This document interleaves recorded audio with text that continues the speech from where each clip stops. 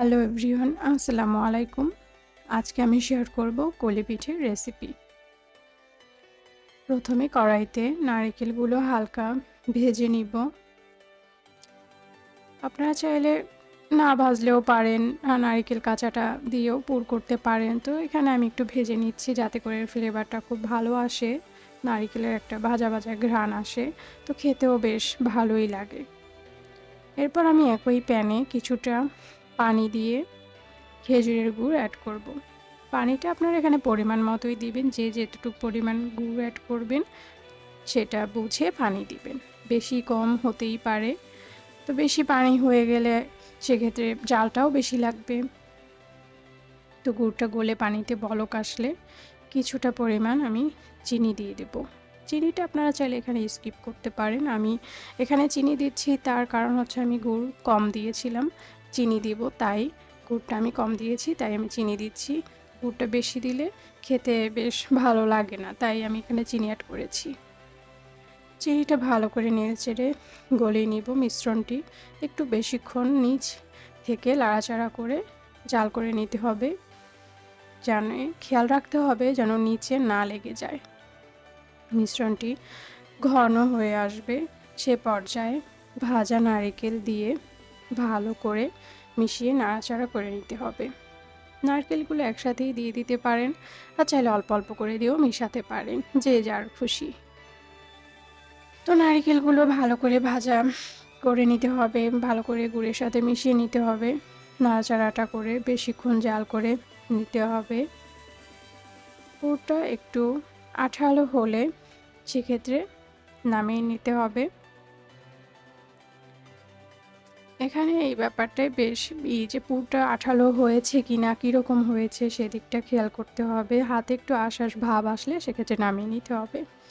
তো এখানে আমি আলাদা একটি প্যানে কিছুটা পানি, লবণ ও তেল দিয়ে বলক উঠলে 3 কাপ পরিমাণ ময়দা দিয়ে দিব। এখানে কেউ চাইলে আটাও ইউজ করতে পারেন। পানির পরিমাণ অনুযায়ী আটা বা ময়দা বেশি কম হতে পারে। তো আমার এখানে 3 কাপ পরিমাণ ময়দা লেগেছে। বাসায় ময়দা না থাকলে আটাও ইউজ করতে পারেন, যে যার খুশি আটা দিয়েও এটা বানানো যায়।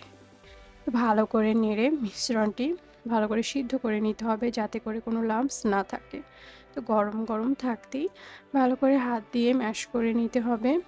ডোটা খুব খুব সুন্দর করে মসৃণ করে নিতে হবে। ভালো করে যদি আপনার ডোটা না মিশান, মিশ্রণটি ভালো করে না মেশানো হয়, তাহলে পিঠে বানানোর সময় ফেটে যেতে পারে, আর তেলে দিলে তো ফাটবেই। এরপর কিছুটা ডো নিয়ে পাতলা রুটির মতো করে বেলে নিব।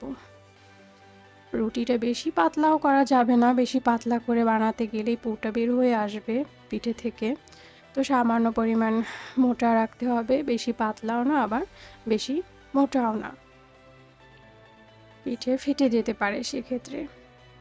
আমি এখানে একটি প্লাস্টিক ইকুইপমেন্ট দিয়ে গোল গোল আকৃতিতে কেটে নিচ্ছি। আপনারা চাইলে পিঠার মেশিনে বানাতে পারেন।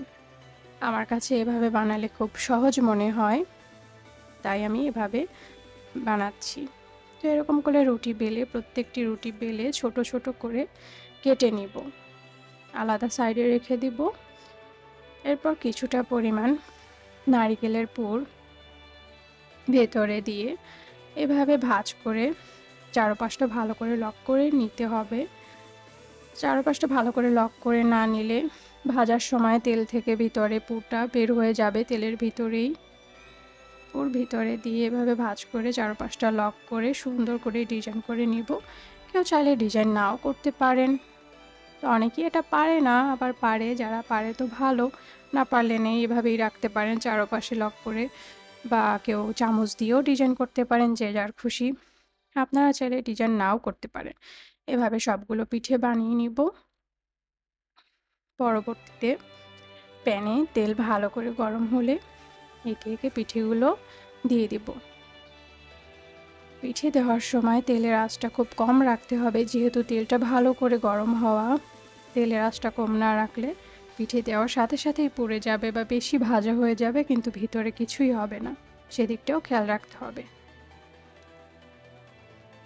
খুব বেশি পরিমাণ পিঠে তেলের ভিতর দেওয়া যাবে না, এতে করে পিঠে ভালো করে ভাজা হবে না এবং নাড়াচাড়া করতেও সমস্যা হবে।